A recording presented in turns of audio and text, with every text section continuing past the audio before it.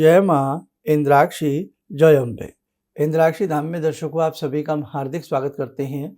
आज के दिन जिन जातकों का जन्मदिवस है, मैरिज एनिवर्सरी है, उन सभी को हमारी तरफ से बहुत बहुत शुभकामनाएं। आज का अंक देवी साधकों के लिए अत्यधिक खास है। आप ध्यान से इस अंक को सुने। देवी साधना के साथ भगवान भैरव की साधना नितांत आवश्यक होती है। जो साधक ये समझ रहे हों देवी साधना करने में कि उन्हें लंबे समय से कोई फल नहीं मिल पा रहा है, तो आप हमारे कहने से एक बार देवी साधना के साथ साथ भैरव साधना प्रारंभ करें और चमत्कार देखें। तो आइए पहले आज का पंचांग पढ़ लें, फिर आगे की चर्चा करते हैं। 5 मार्च सन 2025 दिन बुधवार, संवत 2081, फाल्गुन मास, शुक्ल पक्ष, तिथि आज षष्ठी है, नक्षत्र कृतिका, राहु काल 12 से 1:30, दिशा सूर्य उत्तर पूर्व दिशा। अब देखो, सबसे पहली बात भैरव। जैसे काशी के कोतवाल भगवान भैरव हैं, काल भैरव उनको कहा जाता है। काशी में दर्शन करना, भगवान भैरव के दर्शन करना सर्वप्रथम नितांत आवश्यक होता है। कोई भी वहाँ पर स्थिर वास के लिए रहना चाहे तो पहले काशी के कोतवाल जी से अनुमति ली जाती है और उसके बाद अपना जीवन यापन किया जाता है। जिन्होंने ना किया हो वो करके देखें। काशी के कोतवाल हैं, भगवान भैरव हैं। और जब हम भगवान शंभू के भी दर्शन करने जाते हैं तो हम भैरव जी के दर्शन करते हैं। इसी प्रकार से बहुत सारे ऐसे स्थान हैं जहाँ पहले भैरव के दर्शन किए जाते हैं, फिर भगवती के दर्शन किए जाते हैं। भैरव साधना आप जरूरी नहीं कि तीक्ष्ण रूप से करें। भैरव साधना जरूरी नहीं कि आप उसे तंत्र मार्ग के माध्यम से करें। सात्विक रूप से भैरव जी की साधना करें। आप भैरव जी को खीर का भोग लगाएं, दूध का भोग लगाएं, पान का बीड़ा लगाएं, जलेबी, इमरती, लड्डू आदि सात्विक भोग लगाते हुए भगवान श्री भैरव की साधना करें। सब्जेक्ट पर आते हैं कि भगवती की साधना के साथ साथ भैरव की साधना का क्या उद्देश्य है। देखो, जिस प्रकार से एक होते हैं कौन, राष्ट्रपति, एक होते हैं उपराष्ट्रपति, ऐसे ही जोड़ा होता है। तो जैसे देवी साधना है, अलग अलग भगवती के स्वरूप हैं, भगवती नाना स्वरूपों में विचरण करती हैं। हर देवी का एक अलग भैरव का स्वरूप बतलाया गया है। आपको हमें सुनने में क्या लगता है कि भगवान भैरव हैं, लेकिन भैरव जी के भी अनेकों प्रकार के स्वरूप हैं कि जैसे दुर्गा जी हैं, इनके भैरव अलग हैं। श्री काली हैं, इनके भैरव अलग हैं। तारा हैं, बगलामुखी हैं, त्रिपुर सुंदरी हैं, षोडशी हैं, भुवनेश्वरी हैं, भैरवी हैं, छिन्नमस्ता हैं, धूमावती हैं, कमला हैं, मातंगी हैं, है ना। तो सबके भैरव अलग अलग हैं। 10 महाविद्याओं के भैरव अलग अलग हैं। ऐसे ही अनेकों शक्तिपीठ हैं। उन शक्तिपीठों पर निवास करने वाली जगत जननी जगदम्बा के भैरव अलग अलग हैं। हमें लगता है अब जैसे देवी माँ, नाम देवी माँ, समस्त देवियों के लिए देवी माँ पुकारा जाता है, लेकिन भगवती नाना स्वरूपों में वास करती हैं। कहीं छिन्नमस्तिका हैं, तो कहीं बगलामुखी हैं, तो कहीं कमला हैं, तो कहीं मीनाक्षी हैं, कहीं शताक्षी हैं, कहीं ब्राह्मणी हैं, कहीं शाकंभरी हैं, कहीं नैना हैं, तो कहीं चिंतपूर्णी हैं, कहीं विंध्यवासिनी हैं, तो कहीं ज्वाला हैं, तो कहीं चामुंडा है। नाना रूपों में जगत जननी अपना वास बनाए हुए हैं। भक्तों के कष्टों को, भक्तों के संकटों को दूर करने के लिए ये त्वरित आतुर रहती हैं।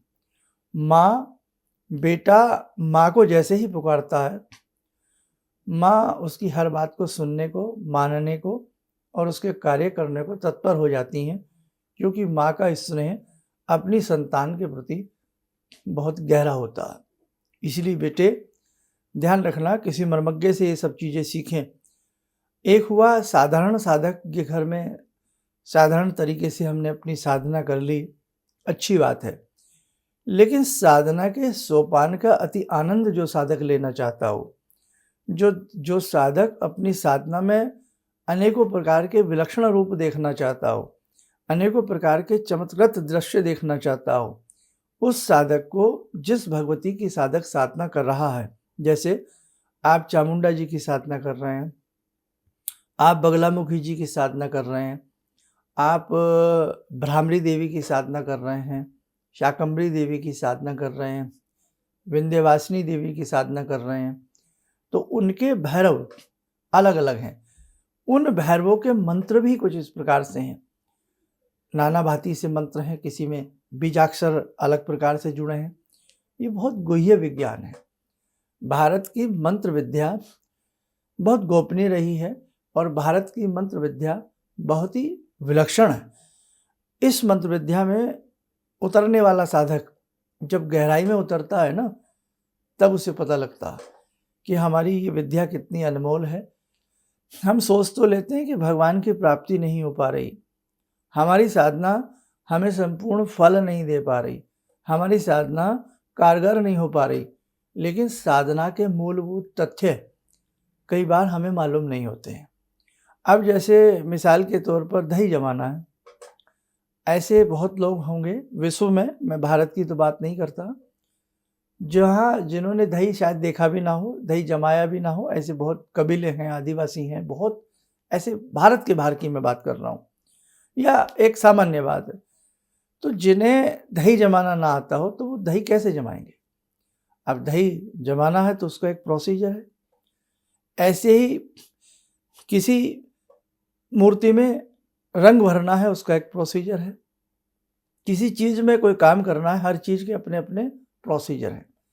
ऐसे ही जब साधना विलक्षणता की तरफ चलती है, जब साधना गंभीर होती है, जब साधना गहराई पकड़ने लगती है, तो उस साधना के नियम संयम, उस साधना के कुछ तौर तरीके भी गंभीर हो जाते हैं।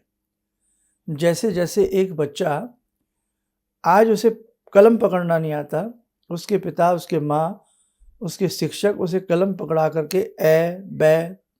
ए बी सी लिखवाते हैं और उसमें वो आड़ा तिरछा लिखता है, लेकिन गुरु को पता होता है कि मैं इससे लिखवा लूँगा।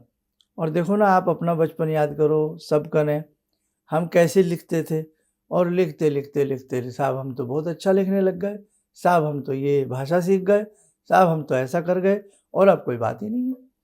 जब हम गाड़ी चलानी सीखते हैं तो कभी हैंडल तो कभी पेंडल, साइकिल याद है ना, आपको सीखी होगी आपने, तो कभी निगाह जाती है नीचे, कभी निगाह जाती है ब्रेक पे, कभी निगाह जाती है सामने, इतने में धड़ाम से गिर जाते हैं साहब। कई बार मुंह टूटता है, दांत टूटते हैं, और कई बार कोई कुशलता के साथ लड़खड़ाते हुए धीरे धीरे सीख भी लेता है। और जब सीख लेता है तो पता ही नहीं लगता कि कब हैंडल पकड़ा, कब पेंडल मारे, और कब गाड़ी चलाई, कब गियर बदला, फिर पता नहीं लगता। लेकिन स्टार्टिंग से बहुत सारी चीज़ें होती हैं, उसके बाद भी बहुत सावधानी होती है। तो बेटे, ऐसे ही साधना मार्ग होता है। जैसे आप पहले एक माला, फिर 2 माला, अच्छा अब माला के साथ पंचोपचार, षोडशोपचार, अब माला का मंत्र, अच्छा अब दशांश के नियम, तर्पण, मार्जन, हवन, ब्राह्मण भोजन, अच्छा अब साहब मंत्र हम पढ़ रहे हैं, अब साहब हम इसमें हृदय न्यास भी कर लें, हम इसमें विनियोग भी करने लगे, हम इसमें करन्यास भी करने लगे। अच्छा अब इस मंत्र से संबंधित उस देवी देवता का यंत्र का आवरण पूजन भी हम करना सीख लें। अच्छा अब इसके बाद हम इस मंत्र का, हम 16 अक्षरी मंत्र जपते हैं, अब हम षोडशाक्षरी या 32 अक्षरी मंत्र जपेंगे। अच्छा अब इस मंत्र के साथ उस भगवान का कवच भी जोड़ लिया, उस भगवान के 108 नाम भी जोड़ लिए, जिस स्वरूप की हम पूजा कर रहे हैं। अब इतने से भी बात नहीं चली, तो हमने फिर उस देवी से संबंधित उनके जो भैरव हैं उनको भी जोड़ लिया, उनका भी मंत्र पढ़ने लगे। और जब साधना एक सुंदर से स्वच्छ सुंदर एकांत कमरे में बैठ करके एक साधक ने करना शुरू किया, तभी उसे भान होने लगता है कि एक चहुओं और उसके कोई महाशक्ति गुंजायमान हो रही है। कई बार आपकी सिंपल सी भी साधना में, जो इतना भी नहीं करते, सिंपल करते हैं, उन्हें भी महसूस होने लगता है कि आज गुलाब के फूलों जैसी महक उनके कमरे में आई, आज एक बहुत सुंदर तरीके से सुगंधी अगरबत्ती जैसी उन्हें खुशबू आई। कई बार ऐसे साधकों के साथ बहुत होता है, और कई बार ये भी होता है बड़ी दुर्गंध आई, पूजा कर रहे थे, माला कर रहे थे, पाठ कर रहे थे, बड़ी दुर्गंध आई। तो साधना के बहुत सारे पहचानने के भी तरीके हैं। साधना आपकी पक गई, आपकी साधना कच्ची है, अभी साधना में कसर है, ये भी पैमाना होता है बेटा।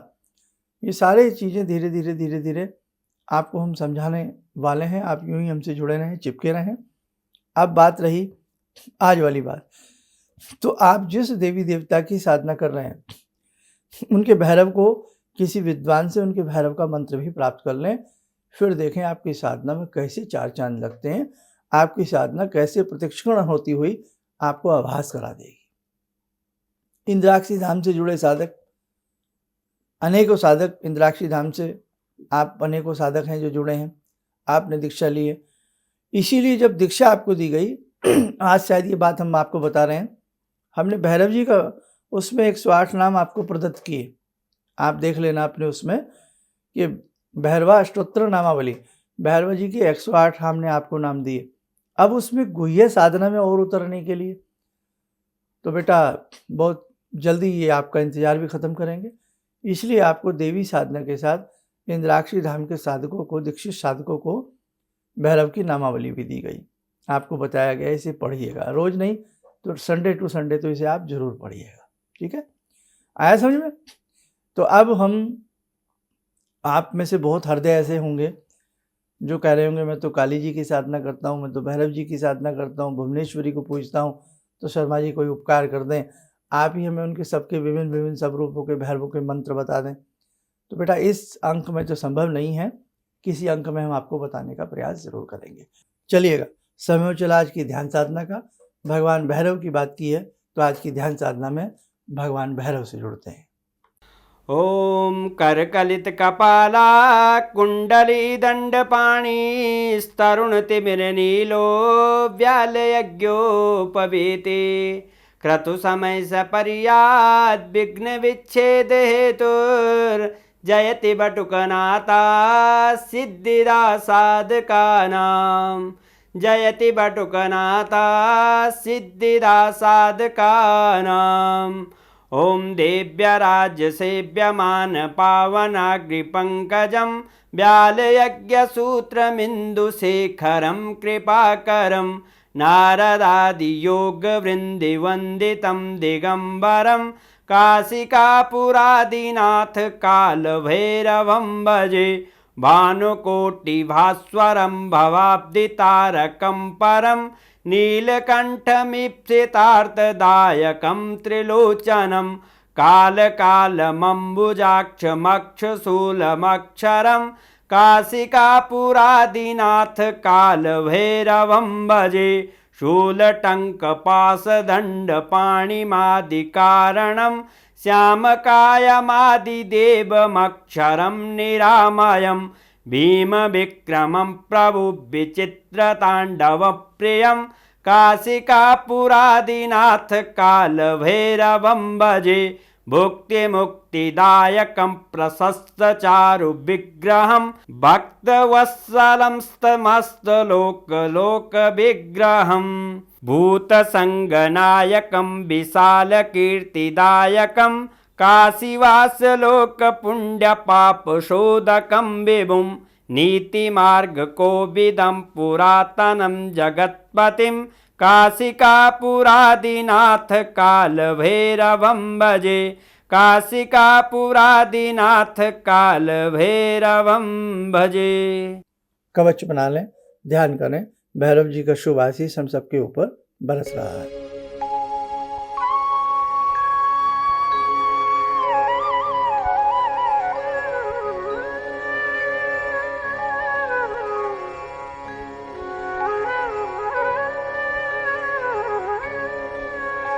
ओम बोलते हुए नेत्र खोलें, सामान्य हो जाए। देखो साधको, भैरव जी के स्तोत्र पढ़ते ही कैसे रोंगटे खड़े हो जाते हैं, है ना?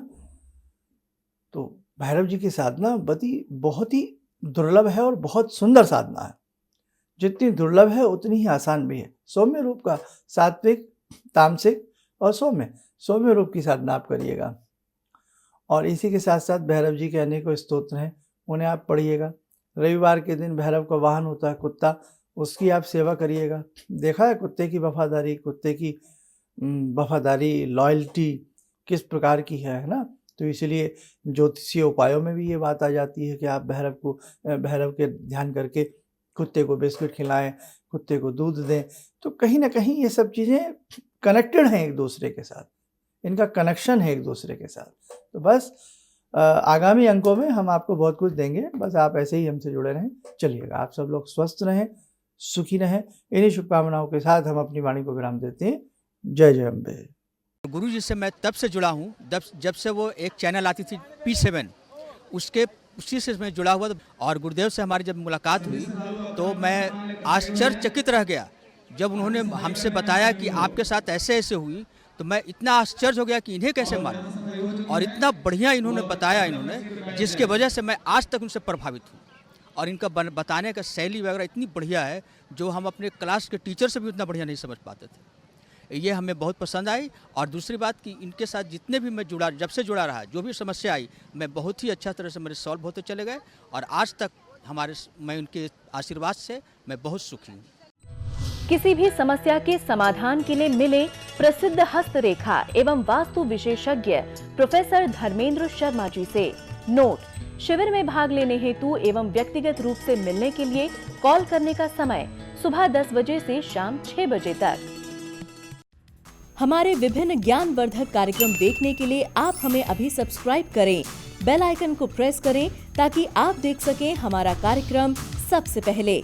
और अधिक जानकारी के लिए फेसबुक पेज को लाइक करना न भूलें।